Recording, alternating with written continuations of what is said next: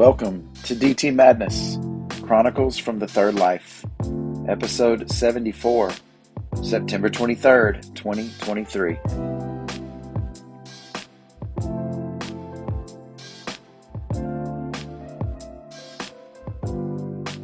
So glad you could make it.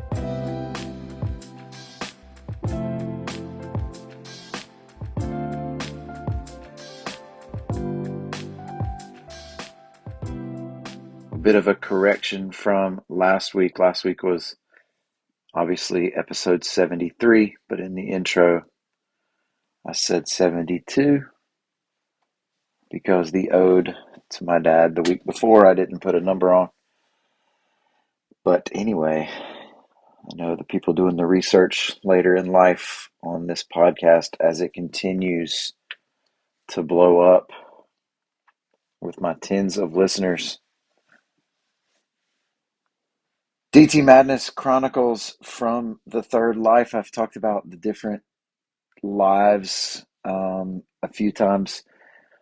Kind of the idea is that the first 20 years or so, was the first life. And then I met Sarah after going through some turbulent times with different things at Davidson and beginning at Gardner Webb. And then we have been together since then for about the next 20 or so years. And then I had this,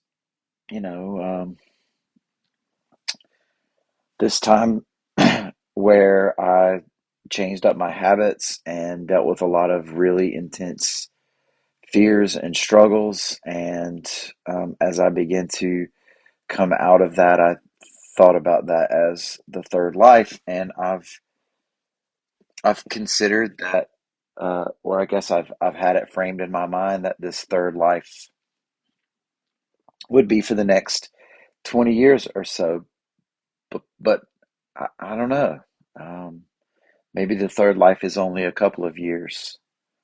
Maybe the fourth life is within grasp, even within sight. I will maybe talk more about that as we wrap up this first section today. I just appreciate so many of you who have continued to reach out, continue to say amazing things about my dad, who have supported us as we, it's anytime I saw that the next moon is the last super moon of the year. And, my dad died on the night of a full moon. And, talking about the Earl Scruggs Festival when I was at the board meeting this past week and remembering that was the weekend.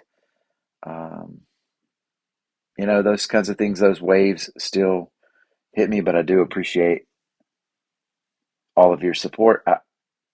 There have been a couple of instances, you know, I, I, I remember when my mama died. Her name was Tinsy McSwain Bridges, and it's my mom's mom. And I just remember from a long while ago that my mom told me that the thing about it is that it's the times where you just feel like you want to pick up the phone and call, and that's when the missing, really hits. And I've had a couple of those instances, where I just wanted to send Pop a text, and let him know what was going on. He would always reply with the gentle effect, or maybe sometimes the loud effect, and we love that. But I wanted to text him even to tell him about his funeral service, about the graveside service, and how much I thought he would appreciate that. It's just these fleeting moments, these instant kind of thoughts that obviously get corrected rather instantly as well. Um, I thought about wanting to text him when Sydney this past week, who had just a phenomenal week in tennis. She was down 4-1. She was trailing, um, down 4-1, and she was down two breaks of serve against her opponent from Stuart Kramer. and she was, feeling it, in her head, so to speak, as they say in tennis. But she rallied and won the next 11 games and vanquished her opponent 6-4, 6-0. And then in the following match, after taking a defeat against one of the better players in the state um, in singles, she and her partner, Arden, rallied again from down 3-0 to come back and win 8-4 and stay undefeated in doubles. And our team is undefeated in doubles. And I wanted to text my dad and tell him that, I do want to let him know, because that fighting, that overcoming, that, that we all love about sports. And the other time that I think about is, and I don't know what I mentioned last week. Um, I think I was still kind of in a foggy situation with the Chat DT episode from last week. So, but we found the notes that he had scribbled out to give to Sarah and me, for a toast, at our rehearsal dinner, and quoting Thich Nhat Hanh and Robert Pirsig about how most people don't, they just kind of stay to the side of the spiritual mountains. They just look at them. They don't actually go in because of how difficult it is. He ended up with a quote from Brother David Steindl Rast, whose book I have only just begun. Have not found the space for that quite yet. But the feeling I had was I wanted to text him or call him and ask him what he meant by that. But the beautiful thing about that is I recognized right away that I didn't need to ask him what he meant. I know, I know, I know what he thought. I know what he believed. I know how he viewed things. I know what he thought about me, about us. Um, and that's a great gift. That's been a really great gift. And so, kind of trailing off of that in part, I do want to continue to be open and vulnerable and honest with my own family, with my own kids, so that they know that they don't have to wonder. But I think that's part of what this record is, what this DT Madness venture is me to be able to let the few, or how many ever of you know, what I think, so that when my time has come, you won't have to wonder. I we've been talking about politics some, and in my classes, of course, I teach government, and I talk about being mayor sometimes, and we talk about I'm not apologetic about this at all. Maybe I should be more careful about the things I say to my students, but I often tell them I just hope it's not the two really old guys that running for president. I really hope it's somebody else. And then they will say, I should run. I should run for president. And I told them, I was like, I could never be president. I could never be much more a higher level office than I am in now, because I get hurt. My feelings hurt too easy, and I don't like it when people don't um, like. I don't people when people don't like what I'm doing, or if they have a problem, or if they are disappointed, by the things that I do. So I really try to make sure that everybody, as best as possible, is on board. Um, I really try to build that consensus. And, if you get into putting an R or a D beside your name, which I never would, then you're going to make half the people really mad. And these days, like, for no apparent reason, than other than you have an R or a D beside your name. It's just all really very lowest common denominator kind of stuff. But I did tell him that, and it is real, like, it's true. And I'm trying, I'm trying to overcome some of that stuff. I've been thinking and processing, and trying to understand. My dad would always, he would say, "Remember who you are," and I, I am trying to be like him in so many areas. I talked about his earring. I talked about the idea that he really just didn't. he didn't care what you thought about him. It wasn't a hardened stance. I said this over and over. It wasn't like he wasn't angry about the whole thing. He was just happy to be here. And so I'm really working on not caring about what you think. I mean that in the best possible terms. I mean that in terms of just being comfortable in my own skin, recognizing my own humanity, my own flaws, my own shortcomings, the multitude of them, but knowing that I am who I am and being comfortable with the quirks that I have and all that kind of stuff. And I'm not to the point where I can get an earring yet. I won't be able to do that honestly with myself until I'm fully past this. We did have Spirit Week this past week. It was homecoming. Um, And so we had a different theme each day. It was Adam Sandler Day the first day, and I dressed up, just in some baggy clothes or whatever. But Tuesday was Barbecue Dad Day, so I shaved my beard into like a handlebar mustache, a Fu Manchu, if you will. Honestly, that was part of that was my own experiment into can I do these kinds of things and not worry about what people are going to think. I shaved it down to just a a fuzzy mustache for the Wednesday because I was supposed to dress like a teenager, and so I was trying to poke a little fun at some of the guys who are in their beginning stages of being able to grow facial hair. Um, but yeah, Thursday was what was Thursday? Oh, it was the mayor. We had to do rhyming costumes. Rhyme without reason was what it was called. So I was the mayor, and somebody else was a tennis player. The best one was some kid was Post Malone, and the other was a traffic cone. I thought that was really good. Although one student just rhymed with himself, which I really appreciate. He was a pickle, and I asked him, "Who are you rhyming with?" And he held up the fact that he was holding a nickel. And I give you a pickle for a nickel. Y'all seen Little Rascals? How about 2 cent?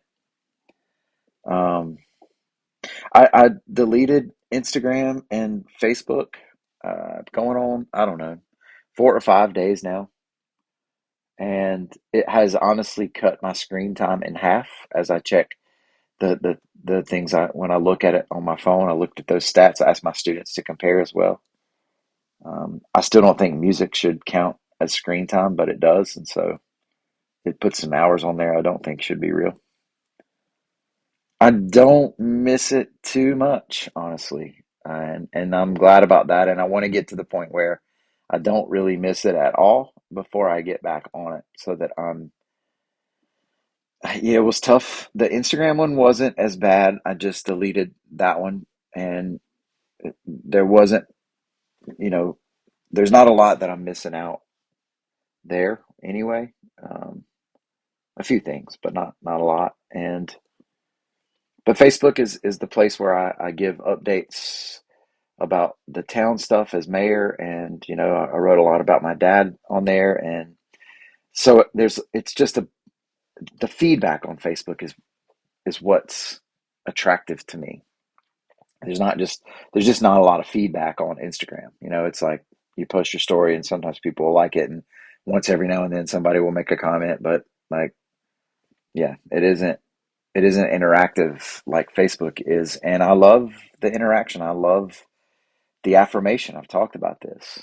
And even when I wrote a post just so that people would know that I wasn't going to be there um, for a little bit, and the comments came in and they were really positive and affirming, and it took me some hours to actually go through with the deleting of the app of Facebook because I wanted to continue to check back when those little red ones popped up, and I wanted to check back and soak in what the people were saying.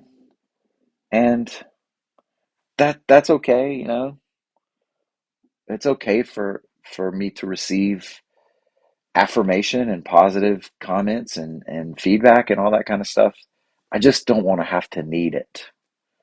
I don't want to have to. I don't want to be addicted to it. And I think that's a real thing.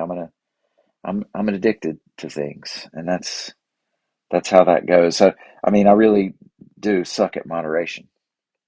I realize that, you go through weddings or funerals or births or whatever the big events are in life down here in Southland, and maybe it's like this in other places, but the casseroles just come in, and the pineapple casseroles and the cheesecakes and the whatever, man. Like it's just been food, and I eat apparently a lot of ice cream for comfort, and but I binge it. Like I do that. I can't just have, oh, I don't just have, I shouldn't say I can't, although I've never proven that I can. So I've really got to have discipline. I really have got to follow a routine, a pattern. Maybe I'm just realizing this right now. Like I do have quirks about my routine and about my pattern, but I think that this is kind of an epiphany right now. All right, here at 9:27, live on the podcast, is that that type of structure is what I have to have, or else I will fall back into addictive behaviors like binge type behaviors. And lately it's been ice cream. It's just so good, man. Just vanilla. It's all I want. Vanilla ice cream is what's up. So I've been working on discipline. I've been thinking about the things that I can control. What are the things that I can control? Um, I tried to get up and walk in the mornings. I just did it once. It was nice. It was nice. But honestly, like the walking, the steps, I get my 10,000 steps teaching school and doing all those kinds of things. I do need to get back into like more intense cardio, back to my weights and push-ups and stuff. I've got to figure that out, but it's just a tough schedule right now with tennis and everything else. So trying to get back into that later this afternoon, but to get back on the things that I can control in terms of my health, in terms of my diet, in terms of protecting my mental spaces and pursuing the spiritual mountains, and those types of things for me, fostering relationships and nurturing those, practicing my own craft as a professional. Like those are things I can control, and everything else, you know, even up to the end, my dad would say, "Don't, you can't worry about the things that you can't control." Um, he would admit that that's easier to say than do, but he did practice that, and so I'm really working. I'm really working on that. I've I've I've really begun to think about what's next for me. I'm the mayor for the next 2 years, and I'm excited about that. I'm excited about the things that are going on in our town. I'm excited about the potential for moderate growth and for redesign of our downtown that makes it look really cool and all that kind of stuff. But I've really tried to think about, okay, what are some other areas that I can impact people, that I can give of myself, and maybe it is another term as mayor, because I do believe that I've been able to do that in that role, um, but I'm not stuck to it. And I don't know if it's going into school administration. I don't know if it's working with another community group. I don't know what it is. Maybe just saving more time for travel, or spending time traveling to my kids while they're all in college, and things like that. But we'll see about that. I talked about maybe beginning to write a book, and I uh, I would want to write like my memoirs is kind of what I'm thinking about, and really just for my own processing, not for public consumption. That Not that anybody would be knocking down my door for that, but the Facebook ladies often tell me I should write, and so that was kind of how I wrote my post when I walked away from Facebook here for a little bit. Is maybe I'll spend this time writing my book, and one of the chapters would be on my failures. And I thought about some of the things that I have been through, and I realized that I couch these things as failures. Some of them are, and that's fine. Failure is good. Being wrong is okay. These are the things that we learn from. I am a human being. I'm going to mess up and have a whole bunch. But I have categorized some of the events, some of the things that have happened in my life as my own failure, and it just isn't right. It just isn't real. It just isn't true. So I'm thinking about that and how to review, to change my perspective, my own perspective on my own self, my own life, to the point where I know that I'm enough. I'm enough, even if I don't get reelected, even if like I become I don't know, like even if I wasn't a good teacher or my reputation was damaged, or if if even if I get sick, like I'm enough. And I don't have to continuously seek affirmation to know that. Like I was sitting out just yesterday. Our dear friends got us some wind chimes with a remembrance of my dad. It's got his name on there, Larry Thomas, and I'd gotten some wind chimes that I had that were like the ones that I went to at the Abbey down in Charleston, Monk's Corner. What is that? I forget what that one's called. And they're positioned right on either side of the foundation tower of stone. And I sit out there, and the wind chimes, they just tune up perfectly. They really do. And it was windy yesterday, so it was just beautiful feeling the wind, looking at the foundation tower and contemplating and just being. And I realized that one of the things that I wanted to do a little bit was to like do a video or a picture, to record the sound, to let people know, but it's okay. It's okay for me to just have that moment that nobody else knew about. And I didn't need to let them know that I am. And that's all. That my existence is a real thing. And those two different ways of saying the same thing, I am. And it's okay to have those moments just for you. And we're so connected now. And I think those connections are great in so many ways. It develops so many layers of support. But being comfortable in my own skin by myself, not needing or having to share, the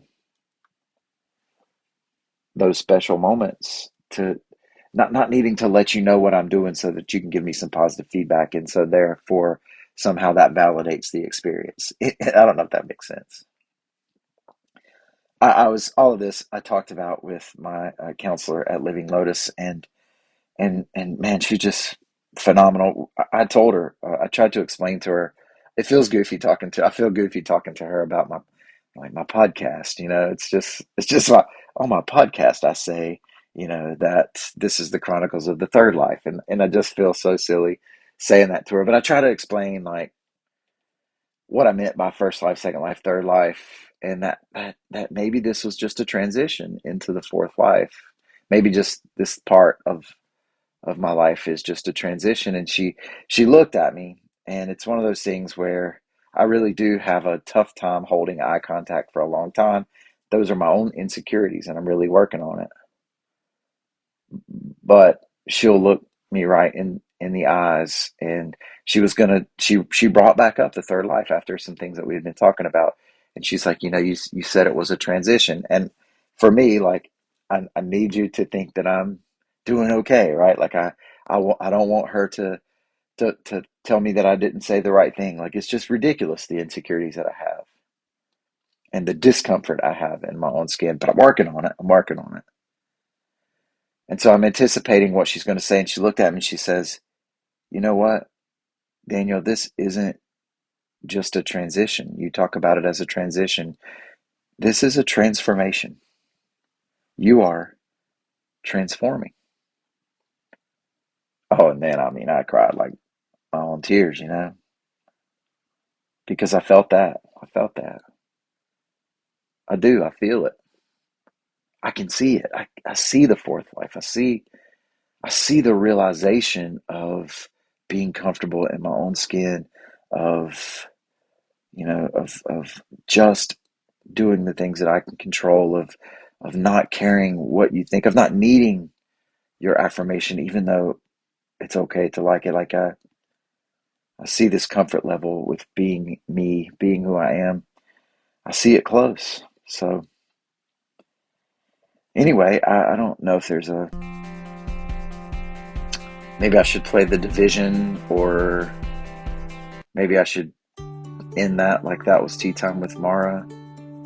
I don't know. There's some echo effects that I'm gonna mess with next week. I might have to do that. But I told my kids this week, like in AP seminar. Oh, I'm gonna talk about AP seminar just for a minute, and then we'll finish up with some Google stuff. Although we'll be here for a minute. I'm feeling good today.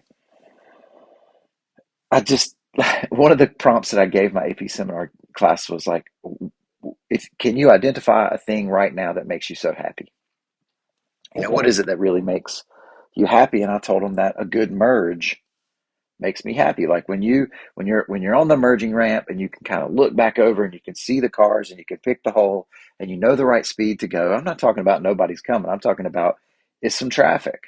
But you can stay up to speed and not have to stop and not have to, like, you just can smooth right into that open area and merge right in. I mean, I'm good at it now. I've only half joked that maybe that should be on my epitaph, that he was a great merger. And they just look at me like, what? How does your mind work? Like, what do you think about with these things? But I do. I like those little things. This AP seminar is a struggle. Oh man, it's just it's like I love the content. I love to teach government and politics. I love to talk about those kinds of things. I like philosophy. I like psychology. I like the history part of all of that. Like in the AP seminar, I just haven't developed the content that goes along with my style and my desire.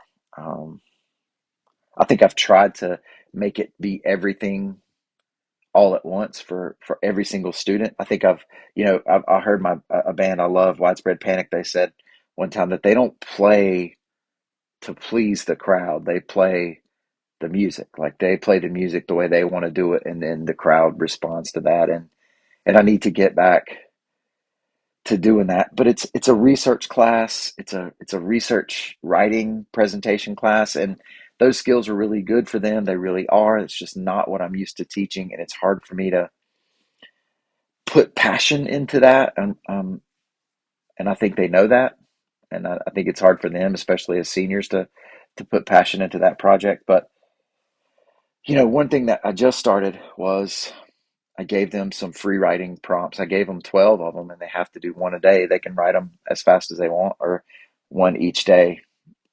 And I got one this morning talking about the struggles, some struggles that one of the students had gone through, and it was just really real. And it kind of re-energized me a little bit. And I'll still teach them how to do the research, and I think they'll be fine with that.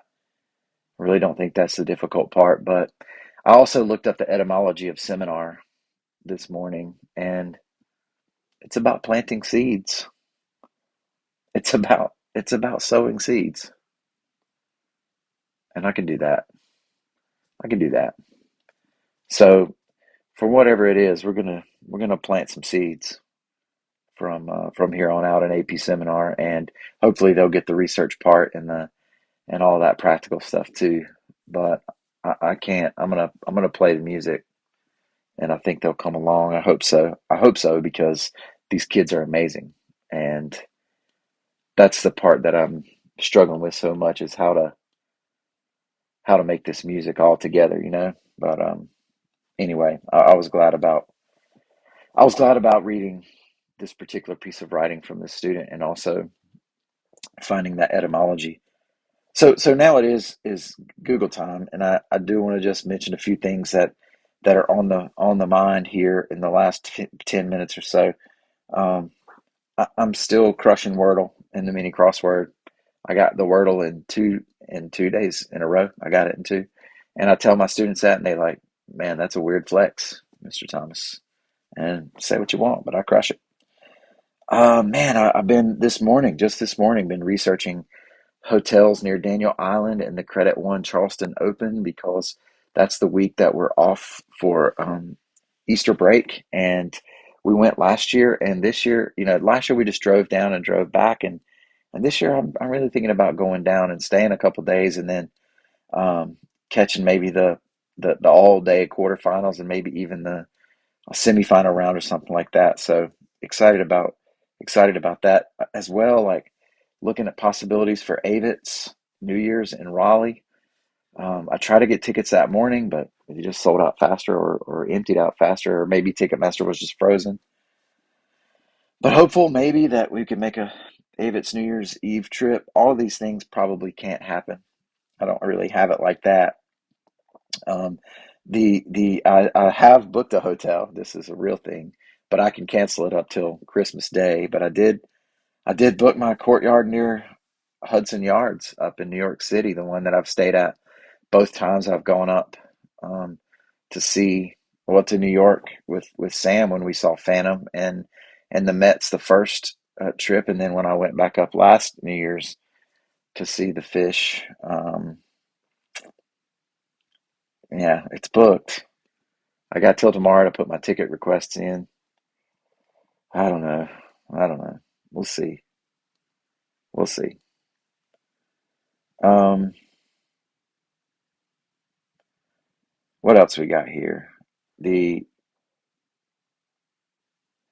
I have also been looking up Crystal 6 Link to the Past. We found the Super Nintendo system that my kids grew up watching my dad play Legend of Zelda and Metroid on. And I've gotten towards the end and I just can't find my way through these castles and whatever. And dadgum, Isaac is always trashing me because I keep running into these spiky things and the little birds and bees. They just destroy me. And so yeah, it's been a struggle. So I've had to look up some help. I looked up the North Carolina budget, which finally passed, which is not going to mean a whole lot for me as a teacher. I'm glad for you early starting teachers that are going to get a decent raise. But yeah, I think mine is 3% or so, 3.5% over 2 years. So we're looking at 1.8%. So appreciate you, North Carolina. But now everyone can send their kids to private school. So whatever. But as mayor, if you remember, I don't know if you remember, but a couple months ago, me and a couple guys went up to Raleigh to lobby for Boiling Springs. We asked for 3 million, knowing we would never get 3 million, and we got 750,000 in this budget. So that's a really, really good thing. I guess the governor hasn't signed it quite yet, but it looks like the Republicans have override numbers either way. Um, I looked up the Cleveland County Commission for Women because I saw this article in the Shelby Star that was published on the same day that these nominations for the Distinguished Women of the Year award were due. And the email address that the Shelby Star had in its article was not correct. But anyway, I finally found the right email, even though I was a day late. And I emailed the Cleveland County Commission for Women to nominate Sarah, my wife, because she is a distinguished woman in the way that she does her directing for Trio. She was Staff Person of the Year at CCC and is actually up for it for the state level. And she sent me the things that people had written and the application for all that. And I'm actually going to use it this week as we get into talking about the executive branch and the different cabinet departments because her grant comes through the Department of Education, but also it is a highlight to what like really real government work is. Um, she's doing good stuff. I looked up a 2024 Camry because I paid off the 2020. That is Sam's, and in a year, Isaac will be taking driver's ed in December. And when he turns 16, which will be a year and a half from now, then Sydney will get the current 22 Camry, and Isaac will fall back to Stella Blue, and that's been our plan. And so then I'll have to get me a new one to drive. I got to break it in. I got to break in the new one so that when Isaac turns 18, he can have his. It won't be a 24, but I was just getting curious about what they're looking like these days. What else we got here? I've been looking up like luster prints and glossy prints because I bought some cool pictures that I'm framing up. Um, Kind of the moonscape that was on the night of my dad's passing, and some other pictures that I'd taken, and I don't know what luster and glossy meant, so I got luster. I don't know. I looked up Oliver Anthony because he's this guy that sings the Rich Men of North of Richmond or whatever it is, and it's just not good. And I don't understand. Like, I don't know who that person was, Marin Morris or whatever, who said these Trump years have turned music into just owning the liberals, and it isn't even really about the art anymore. That's true stuff, man. Um, and in the country world anyway. This guy, I guess, says he isn't really just talking about Republicans. He's talking about all of them, but he just doesn't sing all that great, in my opinion. Um, I was talking about Nikki Haley and a speech she gave about Donald Trump, and she said he was weak in the knees, and I didn't even continue to look that up because immediately I started singing to my classes SWV, I get so weak in the knee, I can hardly speak, I lose all control, like that one. And then I played it for them, and then they made requests, and one of them actually requested "What's Up" by the Four Non Blondes, and I'm like, okay, I'll take it back to '93.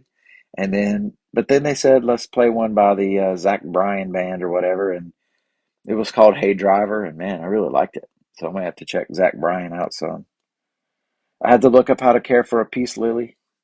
One of my good friends sent us one through 1-800-Flowers, and I'm not good with plants, but I'm working on it. And I got that sucker to perk back up, and it made me glad. I had to look up very last one here, the fall plants for mostly shade, so I could plant the thing in the foundation tower of stone. I had been waiting um, as my dad went through his sickness, um, and I just let it do its thing, do its own thing in the Buddha Garden foundation tower of stone there. And did you know that chrysanthemum, like that mum, is short for chrysanthemum? And I don't know why you don't just say chrysanthemum, because chrysanthemum is a really fun word to say, almost as fun as rhododendron. So I'm not going to call it a mum. I got a chrysanthemum to plant there, and it was tough. The Lowe's experience was tough. I just kind of stood and looked for a long time, and that was one of those waves that hit. But anyway, DT Madness. I told y'all it's a real thing. Well, this has been a Church of Six production brought to you by the Bucket of Life, the Foundation Tower of Stone, the Wall of Belief, the Token of Hope, the Magic Rock times two, and the Rope of Revelation. Nothing divine is desperate, and may all your circumstances serve to awaken compassion. And as you go, teach peace. Don't forget to believe, y'all, and be live. Peace, my friends.